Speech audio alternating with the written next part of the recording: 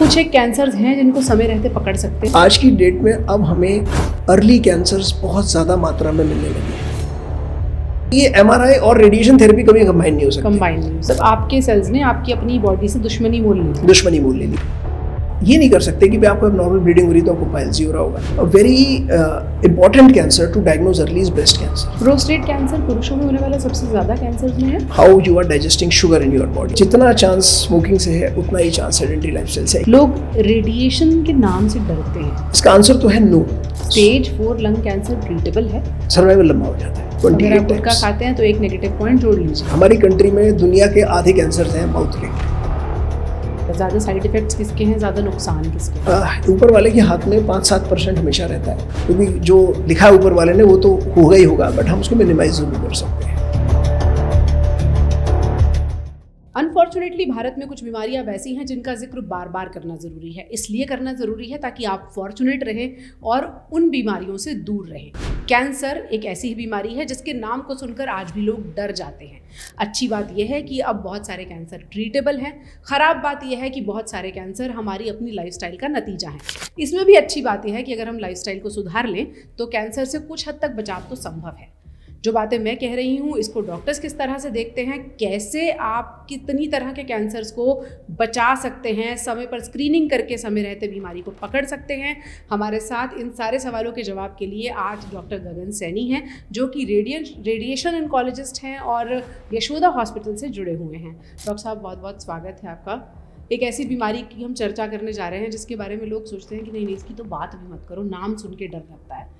आपने कितने साल पहले प्रैक्टिस की थी, तब से लेकर अब तक कितना सिनेरियो बदला है? बड़ा अच्छा सवाल है जी। जब हमने काम शुरू किया था और अब किया था उसमें देखिए बहुत सारे फ़र्क है। फ़र्क तो देखिए बहुत सारे हैं, मतलब कोई ये भी कह सकता है अनगिनत फ़र्क है। बट अगर हम वो वाले फ़र्क की बात करें जो डायरेक्टली पेशेंट से इमीडिएटली रिलेटेड है या डे टू डे स्टैटिस्टिक्स से रिलेटेड है, तो सबसे इम्पॉर्टेंट चीज़ ये है कि आज की डेट में अब हमें अर्ली कैंसर्स बहुत ज़्यादा मात्रा में मिलने लगे हैं। Yes. Okay. This is a very good thing, right? Okay. Early cancers मतलब स्टेज 1-2 में, मतलब अर्ली 1-2 में, मतलब पहले था थोड़ा सा लेटर स्टेज में ही मिलते थे कैंसर्स। दो तीन चीज़ें हुई हैं। एक तो ये कि जो नॉर्मल कॉमन मैन है बहुत अवेयर हो गए, डॉक्टर के पास जल्दी जाते हैं। जो डॉक्टर्स हैं वो भी बहुत अवेयर हो गए, जल्दी इन्वेस्टिगेशंस करते हैं, जल्दी बायोप्सी करते हैं, पेशेंट को कन्विंस कर पाते हैं for this thing. At the end of the day patient की अपनी लाइफ है, आप सजेस्ट कर सकते हो बट पेशेंट कन्विंस नहीं होता। So it's not really about selling something to the patient, it's about convincing them for their own benefit. So जब हम कन्विंस कर रहे हैं किसी पेशेंट को और वो नहीं हो रहा कन्विंस, बस बनस्पत वो कन्विंस हो रहा है, इसमें पेशेंट की भी अवेयरनेस है और डॉक्टर की भी अवेयरनेस है। एक तो ये चीज़ बहुत अच्छी हुई है। दूसरा, उस ज़माने में समहाउ हम देखते थे कि बहुत सारे पेशेंट्स ऑल्टरनेटिव मेडिसिन पे ज़्यादा जाते थे। जाते अभी भी हैं लोग, ऐसा नहीं है, बहुत जाते हैं अभी भी, बट पहले के मुताबिक काफ़ी कम है।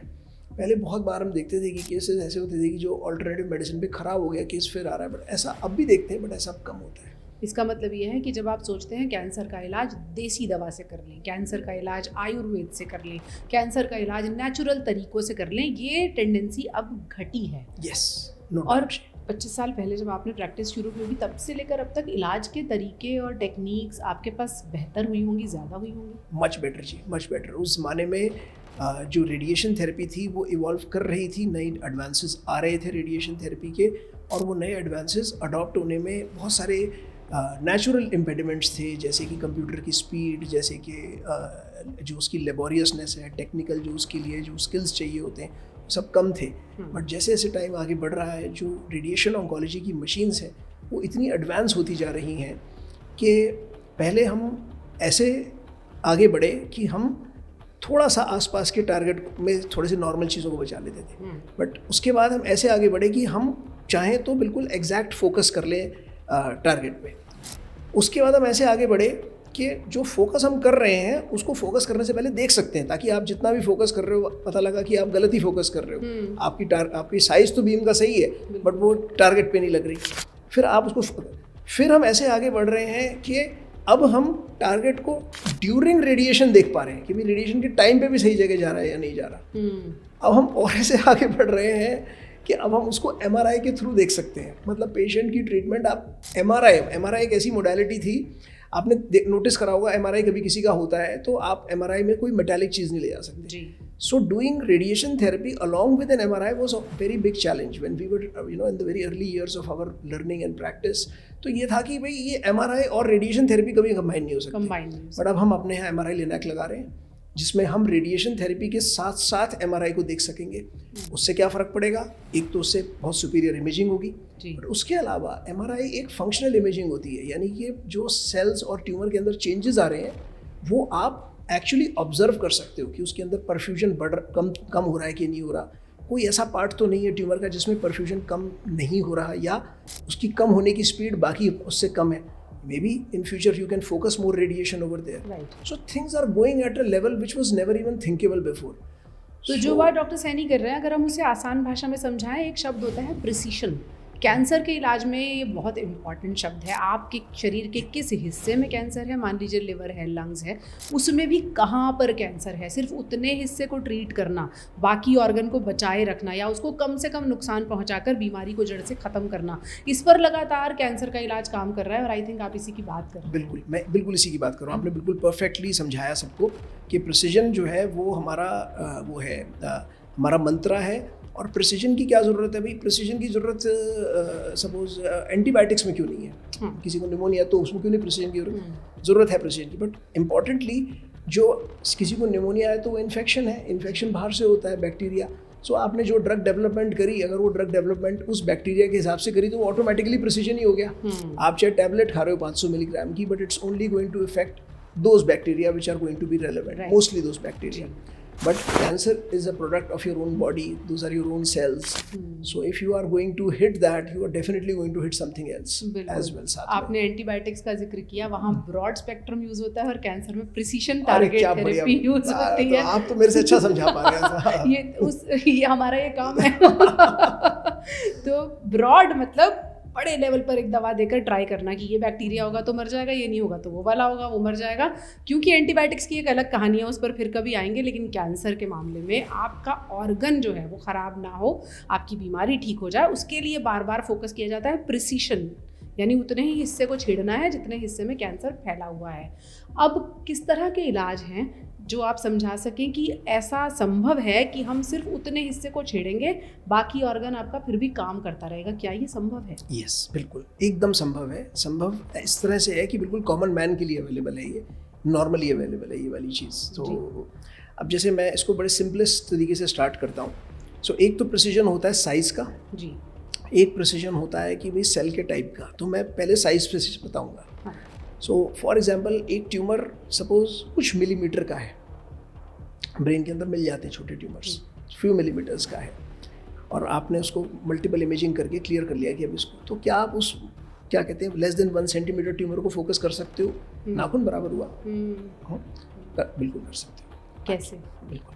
सो हम high resolution MRI, high resolution CT scan and high resolution जो लीव्स होते हैं मशीन के, उसकी हेल्प से हम उसको फोकस करते हैं। अब जब उसे फोकस कर रहे हैं तो हम उसमें फ़िज़िक्स का एक फ़ायदा उठाते हैं कि अगर मुझे उसके सेंटर पे मुझे अगर एक सर्टेन डोज चाहिए, तो अगर मैं उसे बहुत सारी डायरेक्शन से दूंगा तो मैं फोकस वहीं करता रहूँगा, तो मेरे बाकी जगहों पे से जहाँ से डोज आ रही है वहाँ कोई डैमेज नहीं होगा और सारी की सारी डोज सेंटर में कॉन्सेंट्रेट हो जाएगी। इससे मैं बहुत हाई डोज दे सकता हूँ पेशेंट को। सो छोटे से स्पॉट पे हाई डोज दे रहा हूँ। अब सिर्फ एक ही चीज़ रह गई कि जब मैं इसको कर रहा हूँ, मैं जब इसको प्लान कर रहा हूँ in the sense of using my equipment, तब तक तो बहुत अच्छा, बट जब पेशेंट को लग रही है वो रेडिएशन, तो वो क्या सही जगह पे जा रही है? ये क्वेश्चन इंपॉर्टेंट है भाई। हो सकता है इधर से उधर, नाखून बराबर ही तो है, नाखून बराबर पेशेंट इधर उधर हो गया तो क्या करोगे? वो हिल गया तो ये बड़ी इंपॉर्टेंट चीज़ है।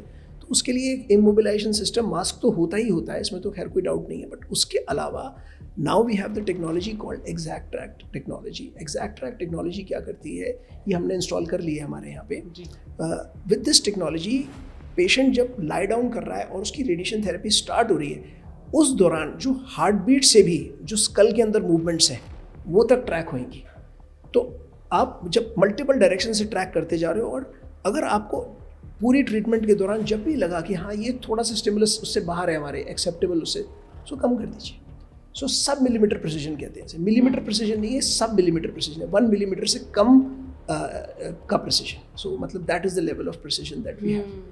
सो this is about focusing physically, जो मैंने आपको बोला कि साइज़ के हिसाब से फोकस कर सकते हैं. अब बात करते हैं कि क्या ट्यूमर की फिजियोलॉजी या ट्यूमर की बायोलॉजी के हिसाब से फोकस कर सकते हैं. बिल्कुल, उसे कहते हैं टारगेटेड थेरेपी.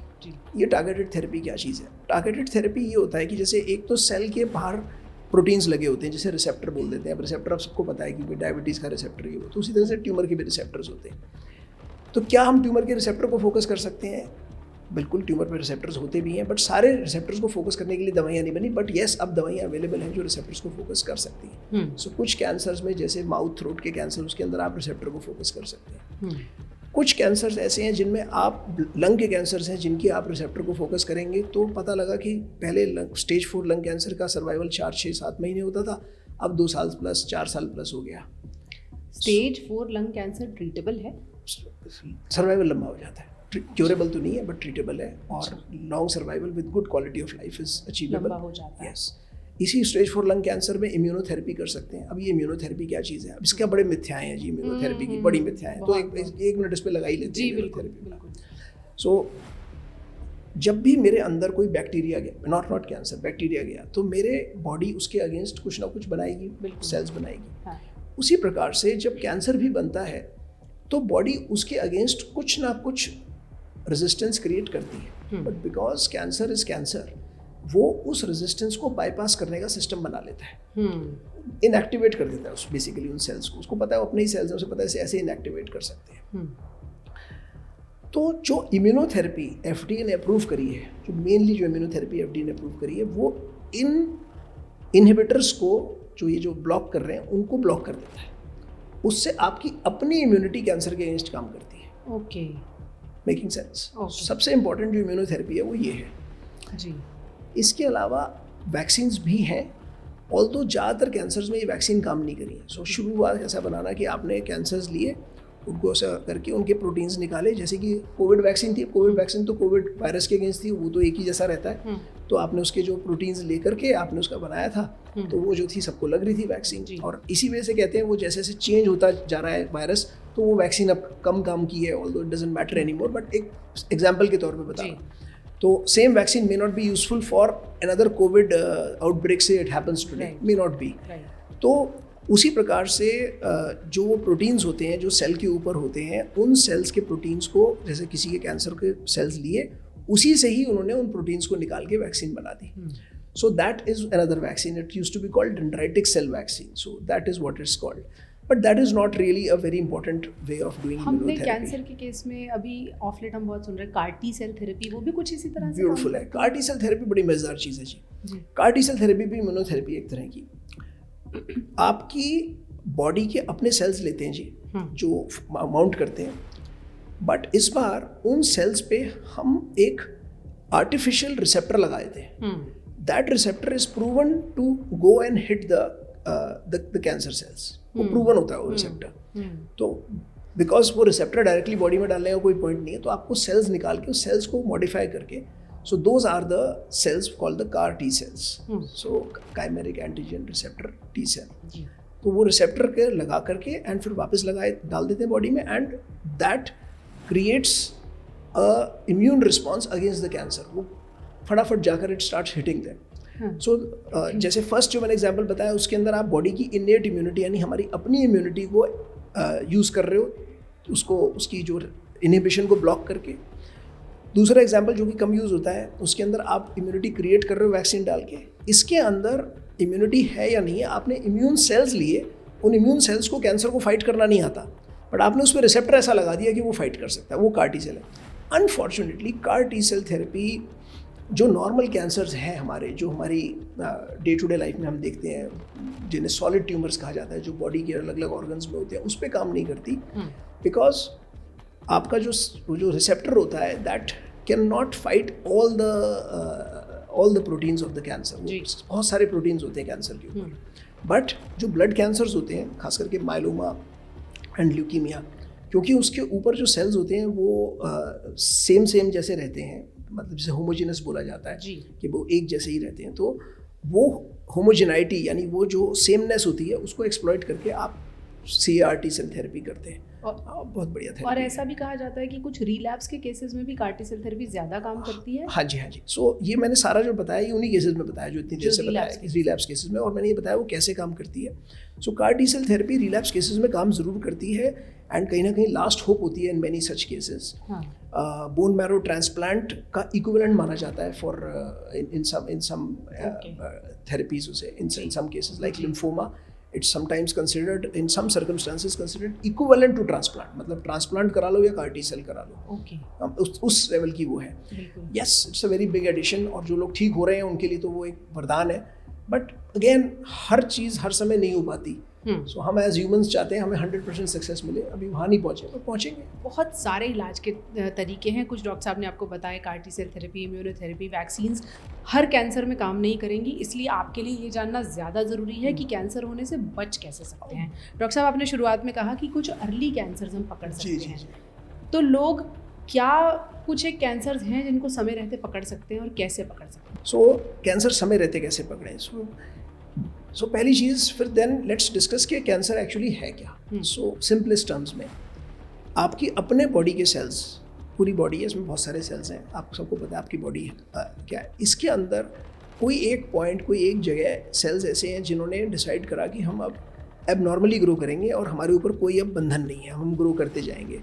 फिर वो आपके सेल्स ने आपकी अपनी बॉडी से दुश्मनी मोल ली, उन्होंने अलग तरह की म्यूटेशंस ले ली, वो अब वो हो गए, रेबल हो गए एक तरह से, उन्होंने अपनी म्यूटेशंस डाली। तो फॉर एग्जांपल टंग पे है वो सेल्स, तो टंग कैंसर बनाएंगे, चीक पे है तो चीक कैंसर, थ्रोट में है तो थ्रोट कैंसर, लंग्स में है तो lung cancer, food pipe, stomach, liver, hepatobiliary, pancreas, intestine, prostate, bladder, tissues, कितनी तरह के कैंसर है। तो ऑब्वियसली कैंसर एक बीमारी नहीं है। मैं तो मतलब सालों साल से एक बात ज़रूर कहता हूँ कि कैंसर एक कॉमन नाउन है, प्रॉपर नाउन नहीं है। So there are other types of cancer, common noun, it's not a proper noun. But back to the point. So अब ये हम समझ गए कैंसर क्या है, तो अब हमने ये समझना है कि अर्ली डिटेक्शन कैसे होगा कैंसर का। तो अर्ली डिटेक्शन तो कैंसर का ऐसा ही होगा कि आप अपने सिम्टम्स के लिए एक्टिव रहें, अपने सिम्टम्स के लिए जागरूक रहें। यानी कि अगर आपको कोई ऐसी चीज़ मिल रही है, कोई ऐसी फील हो रही है चीज़, जैसे कोई ग्रोथ है, कोई अल्सर है, कोई गिल्टी है, या कोई गांठ है जो आपको दिख रहा है कि ये नई बनी है और अब ये ठीक भी नहीं हो रही है और शायद ये बढ़ भी रही है, तो आपको डेफिनेटली डॉक्टर के पास जाना होगा। इसमें कोई कन्फ्यूजन नहीं है। इसका कोई, इस पॉइंट के बाद इसमें कोई भी घर में घरेलू कोई नुस्खा नहीं है कि अब ये करके देख लो पहले। इस पॉइंट के बाद कोई घरेलू नुस्खा नहीं है।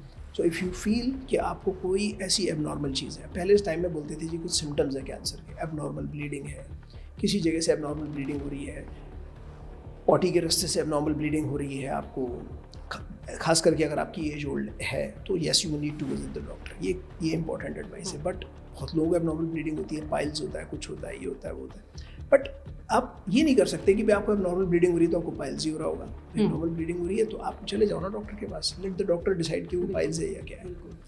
आपको एबनॉर्मल ब्लड आ रहा है, यूरिन में आ रहा है, इसके लिए भी आप प्रॉपर डॉक्टर के पास जाकर डिसाइड कर सकते हो ना। ऐसा नहीं है कि भाई ये कोई जीभ पे छाला है, गाल पे छाला है, कोई ग्रोथ है, गर्दन में गिल्टी है, ब्रेस्ट में लंप है, इस बारे में और बात करेंगे, ब्रेस्ट लंप के बारे में।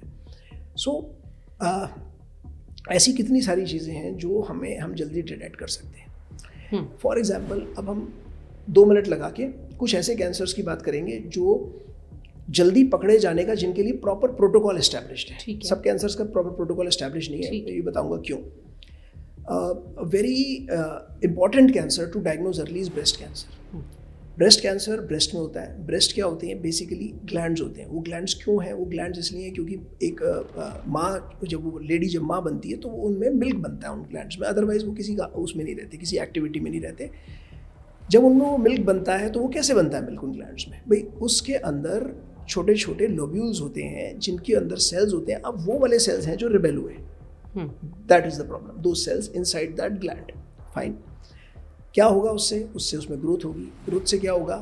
लंप बनेगा। तो कोई जो, जब आप यंगर होते हो, जब आप मैमोग्राफी नहीं करवा सकते, 40 साल से कम एज है आपकी, तो आपकी मैमोग्राफी काम नहीं करती बिकॉज ब्रेस्ट का, तो आपको हर महीने, अच्छा हाँ, 40 साल से ऊपर अगर आप हैं, 40 साल से छोटे अगर आप हैं, तो आपकी जो ब्रेस्ट की जो डेंसिटी है वो इतनी होती है कि मैमोग्राफी की जो एक्सरे की डोज होती है वो डायग्नोसिस उतना अच्छा नहीं देती, इसलिए जनरली 40 से नीचे मैमोग्राफी रिकमेंडेड नहीं है। अच्छा, ऊपर से इतनी जल्दी होता भी नहीं है ब्रेस्ट कैंसर, सो ये दोनों ही बातें हैं।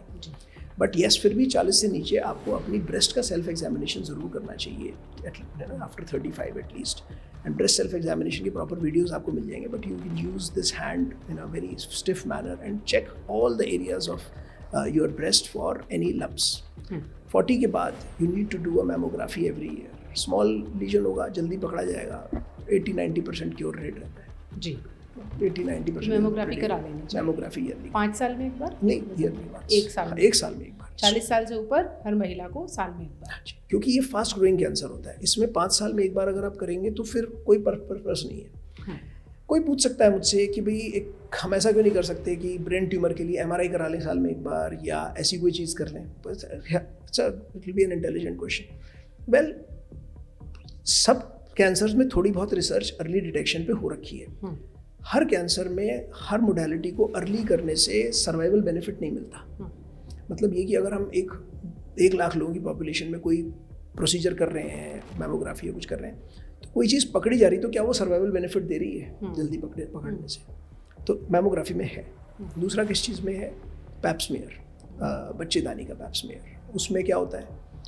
उसमें आप एक सर्टेन एज के बाद, जनरली आफ्टर 40, अगर आप एवरी 2 to 3 ईयर्स में अगर आप पैप स्मीयर करोगे, तो आपका जो चेंजेस आ रहे हैं उसके अंदर, कैंसर नहीं आता उसमें इतनी जल्दी, चेंजेस आते हैं, अर्ली चेंजेस। तो वो चेंजेस अगर एक सर्टेन पॉइंट से ज़्यादा बढ़ जाते हैं तो आप उस यूट्रस को निकाल दो ताकि बात ही खत्म हो जाए। So it's not really curing for the cancer, it's actually knocking off the thing before it really goes any further.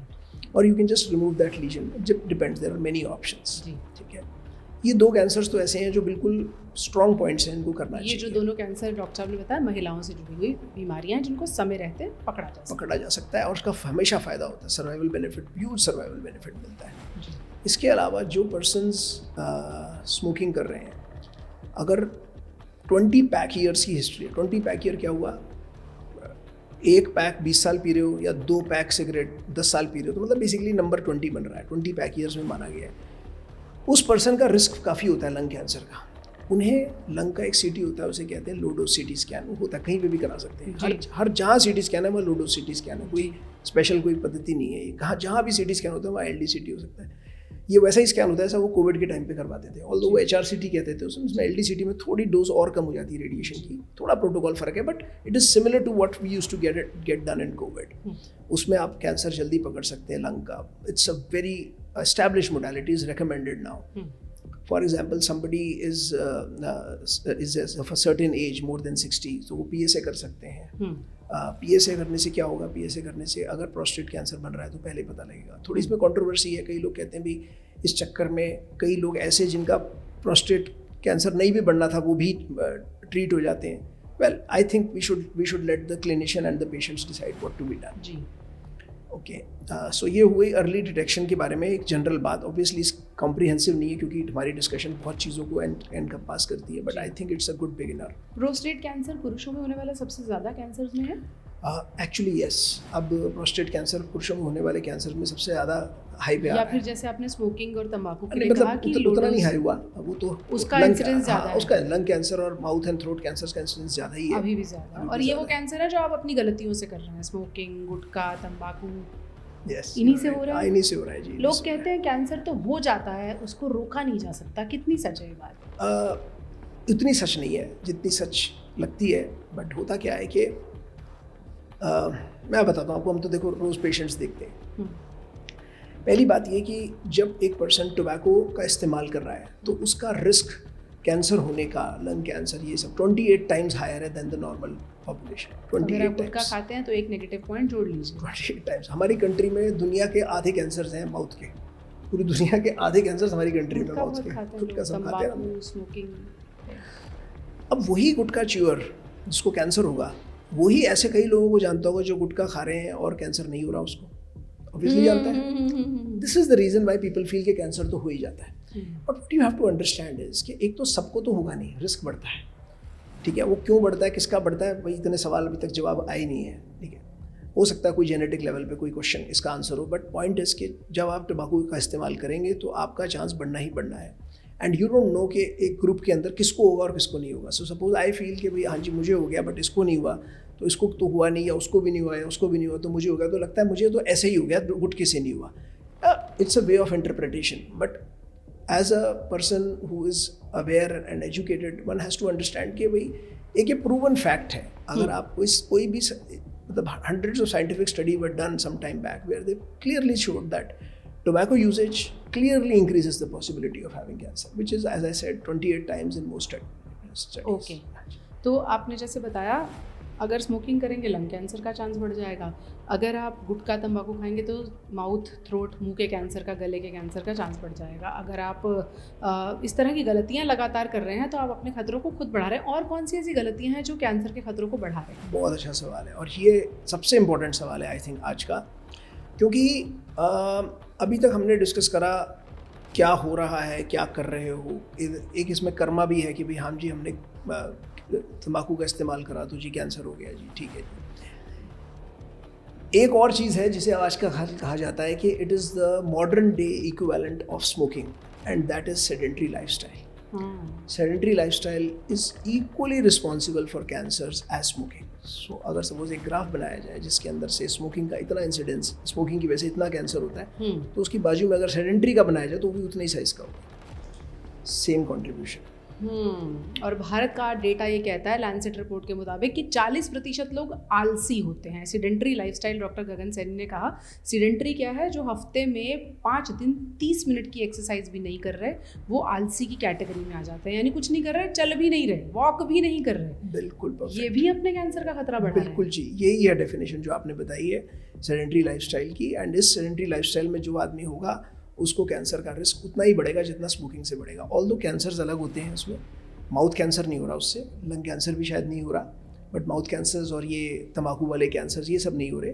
उससे अलग किस्म के कैंसर्स होते हैं, बच्चेदानी का कैंसर, हेपेटोबिलियरी, स्टमक, पेट के कैंसर्स, और दूसरे कैंसर्स हैं जो आपकी बॉडी में बनने का चांस बढ़ जाता है. इवन सम पीपल इवन से कि हेमाटोजीनस कैंसर, यानी कि जो ब्लड की ओरिजिन से बनते हैं, लिम्फोमास वगैरह, उनका चांस भी होता है बनने का. But as I said, most important चीज़ जो है समझने वाली कि जितना चांस स्मोकिंग से है उतना ही चांस सेडेंटरी लाइफस्टाइल से है. ये असली टेक अवे है इस सिचुएशन में. टेक अवे ये नहीं है कि किसी को लिम्फोमा अगर समझ नहीं आ रहा तो भाई लिम्फोमा तो क्या होता है मालूम नहीं, माउथ कैंसर तो फिर भी पता है. डोंट वरी, सारी चीज़ें आपको पता होने की ज़रूरत नहीं है. समझने वाली बात सिर्फ ये है कि भाई बहुत सारे शरीर के जितने भी टिश्यू हैं यहाँ से लेके पैर तक, इन सब के अंदर कैंसर्स पॉसिबल हैं. और बहुत सारे ऐसे भी कैंसर होंगे जिनके बारे में लोगों ने नहीं सुना हुआ, but that doesn't mean they are not there. They are there, और वो आसपास ही होते हैं सबको. उनकी पॉसिबिलिटी क्यों बढ़ानी है सेडेंटरी लाइफस्टाइल करके? अपने आप को एक्टिव रख लीजिए. एक्टिव रखने के लिए आप क्या सलाह देंगे? मिनिमम क्या करना चाहिए? Minimum 30 to 90 minutes of active time every day. 30 to 90 minutes of active time every day. 30 minute तो आप दे सकते हैं अपने आप को कैंसर से बचाने के लिए? बिल्कुल दे सकते हैं, सबको देना चाहिए. 30 मिनट्स तो कुछ होता ही नहीं है. क्या करना चाहिए? अलग अलग इसके लिए वो है, रिकमेंडेशंस हैं. कुछ रिकमेंडेशंस ये कहती हैं कि हर घंटे 5 मिनट के लिए चलो. प्रैक्टिकली बड़ा मुश्किल होता है. Every hour you can't start walking for 5 minutes और 7. दिस समटाइम्स सम गाइडलाइंस से इवन 7 minutes, 8 minutes.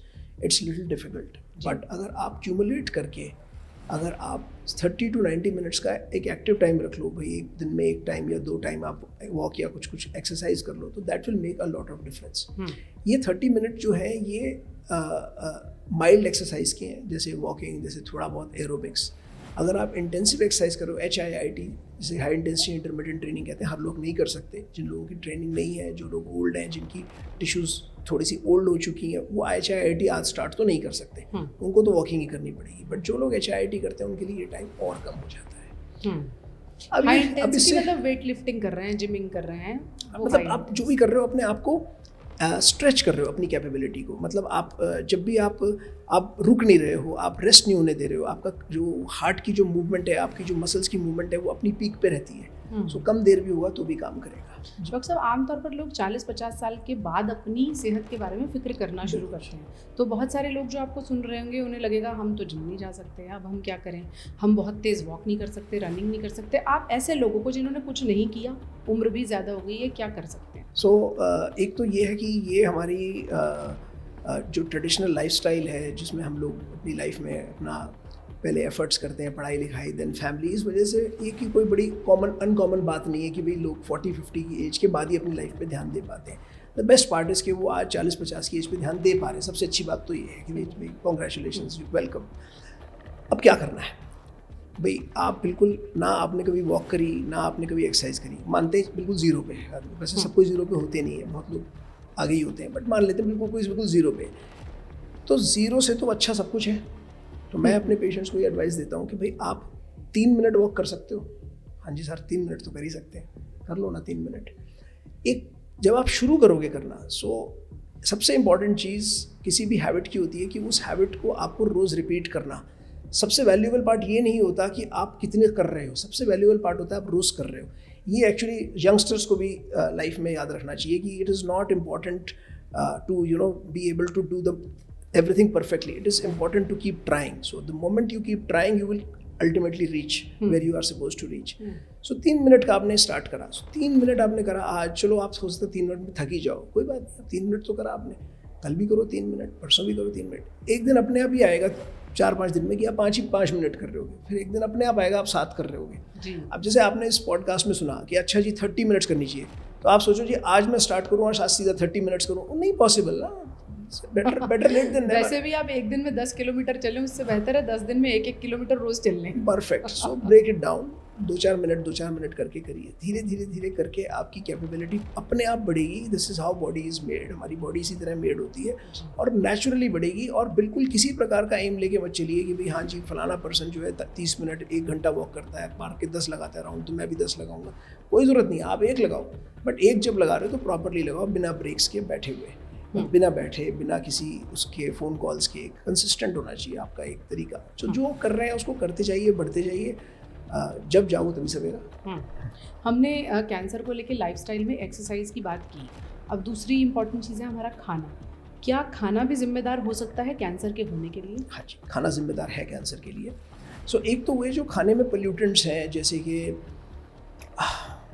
कि फर्टिलाइज़र्स एंड जो भी पेट्रोलियम प्रोडक्ट्स हो सकते हैं। पेट्रोलियम का मतलब प्रोडक्ट होता है ये नहीं कि पेट्रोल डीजल, बट पेट्रोलियम ये सब प्रोडक्ट्स ही होते हैं, फर्टिलाइज़र्स और कुछ ऐसी चीज़ें होती हैं, paint and pesticides and so many things are there. तो ये वाली चीज़ें जो होती हैं, ये जब हम इंजेस्ट कर लेते हैं तो ये हमारी, बिकॉज वो फैट सॉल्युबल होती हैं।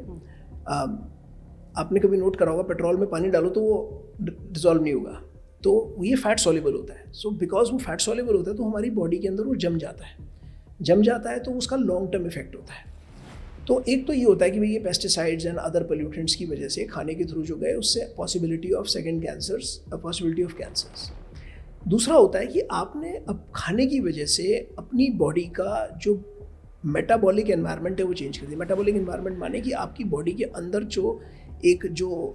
जो एक एटमॉस्फेयर बना हुआ है वो चेंज हो गया। वो क्या होता है वो एटमॉस्फेयर होता है कि क्या आपकी बॉडी में आप शुगर किस तरह से पचा रहे हैं, how you are digesting sugar in your body. अगर आप एक्सेसिव शुगर इनटेक ले रहे हो तो धीरे धीरे करके आपकी बॉडी की शुगर डाइजेशन कैपेसिटी कम हो रही है। उससे क्या हो रहा है कि सेल्स जो हैं वो सर्टेन एजिंग प्रोसेस पे आ रहे हैं, they are more prone to mutations now. जब सेल्स ज़्यादा प्रोन टू म्यूटेशंस हो गए तो फिर आपको ऑब्वियस बात है कैंसर होगा। In fact this is one of the reasons why sedentary lifestyle also causes cancer. Sedentary lifestyle भी इसमें चीज़ में कंट्रीब्यूट करता है। अगर सपोज हम खाते पीते रहते हैं और बैठे रहते हैं तो हम अपनी बॉडी को शुगर्स या खाना तो दे रहे हैं बट उसको यूज़ नहीं कर रहे हैं, तो धीरे धीरे करके जो सेल्स हैं वो शुगर्स को डाइजेस्ट नहीं कर पाते। जब शुगर्स को वो डाइजेस्ट नहीं कर पाते तो धीरे धीरे ब्लड का शुगर बढ़ने लग जाता है। उसे डायबिटीज़ बोलते हैं। हम सोचते हैं ब्लड का शुगर बढ़ गया तो शुगर खानी बंद कर दो।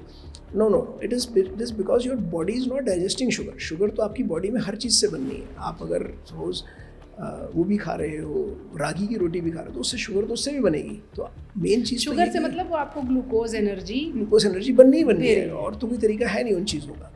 सो पॉइंट इज़ कि अगर आपका खाना पीना अनहेल्दी है इन द सेंस अगर वो आपकी बॉडी में एक्सेसिव शुगर्स या शुगर लाइक सब्सटेंसेस, मैदा, कार्बोहाइड्रेट्स बहुत ज़्यादा पहुंचा रहा है और अगर आप उसे टाइमली खर्च नहीं कर रहे हैं तो वो धीरे धीरे करके आपकी बॉडी का अंदर का एटमॉस्फेयर चेंज कर देता है और वो चेंज्ड एटमॉस्फेयर कैंसर्स के लिए बहुत प्रो होता है। तो कैंसर्स के लिए, हार्ट डिजीज़ के लिए, हर चीज़ के लिए, एजिंग, देखा होगा आपने जो लोग इस तरह से होते हैं उनकी आंखों के नीचे बैग्स बन जाते हैं, मतलब it's an ageing process at the end of the day. अब एक थोड़ा लेमैन सवाल आपसे पूछती हूँ, जैसे आपने कहा खाना जिम्मेदार है। एक व्यक्ति है जो कहने के लिए हेल्दी खाना खा रहा है, चावल दाल रोटी, और कुछ नहीं कर रहा। एक व्यक्ति है जो जंक फूड खा रहा है, बर्गर्स पिज्ज़ाज चीज़, पर एक्सरसाइज कर रहा है। किसे ज़्यादा नुकसान होगा? आई थिंक जो एक्सरसाइज नहीं कर रहा उसे नुकसान ज़्यादा होगा, क्योंकि अब जो बर्गर पिज़्ज़ा चीज़ खा रहा है, और अज्यूमिंग, अब इसमें तो बहुत डिस्कशन पॉसिबल है कि वो कितना बर्गर पिज़्ज़ा चीज़ खा रहा है और उसकी अभी इस वक्त हेल्थ कैसी है, और वो एक्सरसाइज कर भी रहा है तो कितनी कर रहा है। बट अज्यूमिंग कि उसकी प्रेजेंट हेल्थ बहुत ज़्यादा ख़राब नहीं है, is certainly A slightly younger person जो थोड़ा बहुत जंक फूड खा रहा है और एक्सरसाइज ठीक ठाक कर रहा है, ये वाला combination is still better than वो वाला। बट कॉम्बिनेशन बेटर होना और वर्स होना एक मिथ्या होती है। रियल बात होती है क्या बेस्ट है, उस बेस्ट पे ही एम करना चाहिए। बेस्ट क्या है जी कि जंक फूड भी नहीं खाना चाहिए, हेल्दी खाना खाना चाहिए, एक्सरसाइज भी करनी चाहिए, अपने आप को एक्टिव भी रखना चाहिए, सब चीज़ें करनी चाहिए। इन्हीं मिथ्याओं की वजह से ही तो कई लोग जो है सोचते हैं कि अच्छा जी हम गुड़ खा लेते हैं चीनी की बजाय। अरे माना कि भाई बिटवीन द टू गुड़ इज़ बेटर, बट है तो चीनी उसमें भी, बिटवीन द टू बेटर है। हमने इंस्टा रील में देखा था कि चीनी मत खाओ, गुड़ खाओ, नुकसान नहीं। खाने लग गया था। अब उसने तो अपनी तरफ से ठीक ही करा, बट वो लिमिटेड इन्फॉर्मेशन की वजह से वो उस डायरेक्शन में निकल गया। खाने में अगर अभी जंक फूड को छोड़ देते हैं, हेल्दी खाने की अगर बात करें, सबसे खराब चीनी है, मैदा है या नमक है? इनमें से क्या आप किसको पहले नंबर पर? पहला तो चीनी ही हुआ, सबसे पहले चीनी। हाँ जी। नोट कर लीजिए, मैदे से भी ऊपर चीनी आई। जी बिल्कुल। और मैदा भी बहुत क्लोज सेकंड है, क्योंकि मैदा भी जब हम खाते हैं तो बिकॉज वो बड़ा फाइन फ्लावर होता है। मैदा बिल्कुल वाइट कलर का, एकदम सॉफ्ट, एकदम पाउडर, रिफाइंड फ्लावर ही कहते हैं। बिकॉज वो इतना रिफाइंड है, वो हम जैसे ही उसको खाते हैं हमारी बॉडी की जो सारे डाइजेस्टिव मैकेनिज्म है उसे एकदम से डाइजेस्ट करके उसकी शुगर बना देता है। तो वो भी शुगर ही है एक तरह से, but yes it is second to sugar, because sugar तो वो नहीं है।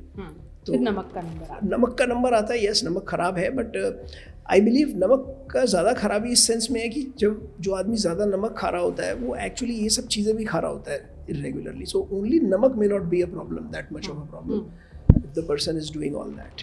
लेकिन चीनी शर्तिया तौर पर बुरी है, मैदा शर्तिया तौर पर बुरा है। जितना कम रखेंगे ज़िंदगी की मिठास उतनी रहेगी। हमने थोड़े लाइफस्टाइल सवाल आपसे पूछे, वापस कैंसर की तरफ लौटते हैं। लोग रेडिएशन के नाम से डरते हैं। हाँ। क्या रेडिएशन खतरनाक होती है? रेडिएशन तो नहीं होती खतरनाक, बट देखिए है तो इलाज ही, तो साइड इफ़ेक्ट्स तो उसके होते ही हैं। जब हम बहुत फोकस्ड और बहुत प्रॉपर रेडिएशन करते हैं तो साइड इफ़ेक्ट्स उतने ही होते हैं जितने हम चाहते हैं कि पेशेंट को हो। मतलब चाहते हैं मतलब हमें पता है कि इससे कम में काम नहीं चलेगा। अब जैसे फॉर एग्जांपल किसी को माउथ कैंसर है, किसी को चीक में कैंसर है। अब चीक में जिसको कैंसर है उसकी आपने सपोज चीक की सर्जरी कर दी, तो यहाँ से चीक निकाल के यहाँ कर दी, एग्जाम्पल दे रहा हूँ, ठीक है।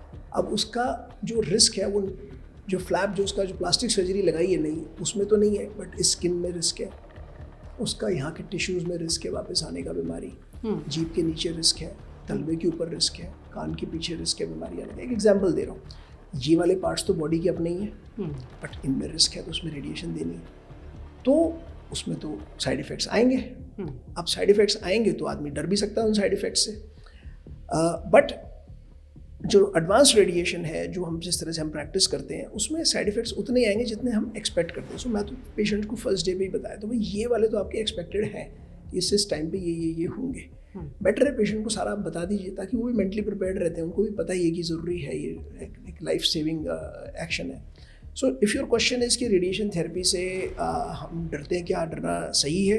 इसका आंसर तो है नो, क्योंकि डरना नहीं चाहिए। Because radiation therapy as when it is done properly is not एक कोई रैंडम फिनोमिनन नहीं है कि भाई रैंडमली हो रही है रेडिएशन, कुछ भी हो रहा है, आप अंदर गए, आप अपने हाल पे हैं, कोई वो नहीं है, कोई इस पर कंट्रोल नहीं है, ऐसा नहीं है। रेडिएशन थेरेपी जब ढंग से करी जाती है तो उस पर कंट्रोल होता है, हमें पता होता है कहाँ जा रही है।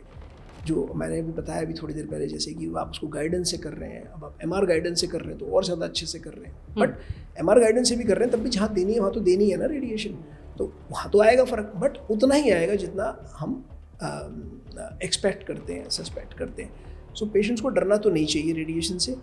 जिस केस में रेडिएशन थेरेपी फ़ायदा नहीं करी उसमें हम रेडिएशन थेरेपी करते ही नहीं है। अच्छा, हर किसी को रेडिएशन दी जाए ज़रूरी नहीं है? हाँ नहीं, बट एक स्टडी थी जिसमें ये पाया गया था कि इंडिया में मैक्सिमम हॉस्पिटल्स में जो उन्होंने स्टडी की थी 70 to 80% पेशेंट्स को रेडिएशन थेरेपी लगती ही है। 60% भी था किसी हॉस्पिटल में। ओके, कीमोथेरेपी में रेडिएशन में फ़र्क होता है, और वो क्या फ़र्क? बिल्कुल फ़र्क है, बहुत फ़र्क है। कीमोथेरेपी एक दवा है दवा मोस्टली कीमोथेरेपी इंट्रावीनस देते हैं, वैसे तो ओरल भी होती है बट मोस्टली इंट्रावीनस देते हैं। वो ओरल हो या इंट्रावीनस हो, जनरली वो वही है ब्रॉड स्पेक्ट्रम एंटीबायोटिक टाइप जो आप कह रहे थे थोड़ी देर पहले। तो वो अपने कैंसर को तो हिट करेगा ही करेगा, उसके अलावा नॉर्मल टिश्यूज़ को भी हिट करेगा क्योंकि वो तो ब्लड के थ्रू जा रहा है, उसका तो कोई वो नहीं है। उसका डिफरेंशिएशन, तभी तो कीमोथेरेपी में बाल उड़ते हैं लोगों के, भाई बालों में तो दी भी नहीं कीमोथेरेपी, तो बाल क्यों उड़ रहे हैं? रेडिएशन में तो बाल तब उड़ेंगे जब आप सिर को दोगे रेडिएशन, वो भी उसी एरिया के उड़ेंगे, वो भी कभी वो भी वापस आ जाते हैं डिपेंडिंग कि ट्यूमर कितना डीप है कितना ऊपर है। तो जो हमारे पेशेंट्स हैं जिसको कीमोथेरेपी लग रही है, उनको या तो दवाई नस के थ्रू लग रही है या ओरल लग रही है, कभी कभी पेट के अंदर डायरेक्टली डालते हैं, बड़ा रेयर होता है वो वैसे, बट तो कीमोथेरेपी इज़ अ दवाई। वेराज रेडिएशन थेरेपी जो है वो एक्सरेज हैं जो एनर्जेटिक एक्सरेज हैं। हम चेस्ट का एक्सरे कराते हैं, वो भी एक्सरेज ही होती हैं, बट चेस्ट का एक्सरे किलो वोल्टेज एनर्जी का होता है, वेराज रेडिएशन का एक्सरे मेगा वोल्टेज एनर्जी का होता है। रेडिएशन का एक्सरे का जो इंटरेक्शन होता है बॉडी के साथ, उसका फिज़िक्स थोड़ी डिफरेंट होती है क्योंकि उसकी एनर्जी हाई होती है। बिकॉज उसकी फ़िज़िक्स डिफरेंट होती है और हम उसे कंप्यूटर के बेसिस पे और इतनी सारी इमेजरी पे और उसको वेरीफाई कर करके सिमुलेट करते हैं, इसलिए हम उसको बहुत अच्छे से कैलकुलेट करके डिलीवर कर पाते हैं। और ये हमारा उपलब्धि है ऑब्वियसली इतने साल के अंदर बनी है जा करके, इसलिए रेडिएशन थेरेपी और कीमोथेरेपी में ये डिफरेंसेस हैं। ज़्यादा खतरनाक कौन सी है? ज़्यादा साइड इफ़ेक्ट्स किसके हैं, ज़्यादा नुकसान किसके? आई थिंक ये थोड़ा सा जनरल क्वेश्चन होगा, इसका जवाब देना पॉसिबल नहीं है क्योंकि हर बीमारी का प्रोटोकॉल कीमो और रेडिएशन का अलग होता है, क्योंकि साइंस और रिसर्च के थ्रू हर बीमारी का प्रोटोकॉल अलग ही है। जैसे ब्रेस्ट कैंसर की बात करें, इवन ब्रेस्ट कैंसर में अलग अलग स्टेजेस के हिसाब से प्रोटोकॉल अलग है कि आप किसको कितनी साइकिल्स दोगे, किसी में आप वीकली भी दोगे। तो ये कहना सही तो नहीं रहेगा कि हम ये बोल दें कि जी ये ख़राब है या वो अच्छा है, ऐसा तो शायद सही नहीं रहेगा बोलना। और but with in radiation therapy जब जितनी हम फोकस्ड करते जाते हैं, जितना हम उसको प्रॉपरली करते जाते हैं, उतनी वो सेफ़ होती जाती है। बट एक बात मैं कहना चाहूँगा कि ऊपर वाले के हाथ में 5-7% हमेशा रहता है, और वो 5-7% का नंबर ऑड साइड इफ़ेक्ट्स का हमेशा रहता है। वो 5-7% का नंबर है, वो हर बीमारी, चाहे कीमो हो, चाहे टारगेटेड, चाहे इम्यून हो, चाहे रेडिएशन, चाहे फोकस रेडिएशन, चाहे MRI, हर एक के अंदर वो 5-7% का जो, क्योंकि दैट इज़ इसीलिए कहा जाता है भगवान से ऊपर तो कोई भी नहीं है, चाहे इलाज हो चाहे डॉक्टर हो, सबसे ऊपर आपकी किस्मत अच्छी होनी चाहिए तो वो इलाज तुरंत भी काम कर देता है, और ख़राब है तो साइड इफ़ेक्ट्स भी आपको आ सकते हैं। अब एक पॉजिटिव नोट पर इस बात को ख़त्म करते हैं। डॉक्टर साहब, कैंसर से पहले की भी एक स्टेज होती है जो डॉक्टर्स के लिए बहुत इंपॉर्टेंट होती है, वो लोगों को ज़रूर बताइए। मैं इस बात को शुरू करने से पहले ये बोलूँगा कि कैंसर से पहले की जो स्टेज है उसे कई लोग बोलते हैं प्री कैंसर है, बट मैं उसको प्री कैंसर नहीं बोलूँगा, मैं उसे वही बात बोलूँगा जो थोड़ी देर पहले से हम डिस्कस कर रहे हैं, डाइट, न्यूट्रिशन, एक्सरसाइज वाली। हम अपनी बॉडी और लाइफ को कैंसर एंड बैड हेल्थ की तरफ धकेलते रहते हैं ज़िंदगी भर, और जब हम वहाँ पहुँच जाते हैं तो हम बोलते हैं अरे यार यहाँ कैसे पहुँच गए। तो हमें अपनी लाइफ को उस डायरेक्शन में धकेलना ही नहीं है, हमें प्रॉपर खाना पीना है जिसमें हमें शुगर्स और कार्बोहाइड्रेट्स को मिनिमम रखना है, बंद नहीं करने बोल रहा, मिनिमम रखना है। प्रोटीन्स बढ़ाने हैं। प्रोटीन्स का मतलब यही नहीं कि आपने प्रोटीन शेक्स पीने हैं, जो नेचुरल नॉर्मल वेजिटेरियन लोग भी खाते हैं प्रोटीन, उतना भी अगर बढ़ा होगा तो बॉडी को एडिक्वेट चीज़ मिलती रहेगी, वो करना है। अपने आप एक्सरसाइज करनी है, अगर नहीं कर सकते एक्सरसाइज तो कम से शुरू कर लीजिए, कम करके बढ़ा लीजिए, बट करनी तो है ही ना, उसके लिए तो कन्विंस होना पड़ेगा, क्योंकि जो लिखा है ऊपर वाले ने वो तो होगा ही होगा, बट हम उसको मिनिमाइज ज़रूर कर सकते हैं। बिल्कुल, और ये कैंसर से बचने के लिए एक पॉजिटिव पॉडकास्ट है जो आपको ये बता रहा है कि अगर आप अपने लाइफस्टाइल को ठीक रखें तो यकीन मानिए आप बहुत तरह के ख़तरों से, including many types of cancer, खुद को बचा सकते हैं। अब ऐसे इलाज की टेक्निक्स मौजूद हैं जो बहुत सारे कैंसर्स का एडवांस स्टेज में भी इलाज कर सकती हैं, लेकिन आपको इलाज से डरना नहीं है, उसके लिए तैयार रहने की ज़रूरत है। और कोशिश कीजिए कि इस पॉडकास्ट में जितने टिप्स डॉक्टर साहब ने दिए हैं उनके ज़रिए कैंसर हो ही ना पाए, इससे अच्छा तो कुछ नहीं हो सकता। बिल्कुल। Thank you so much doctor साहब। It's my pleasure, thank you.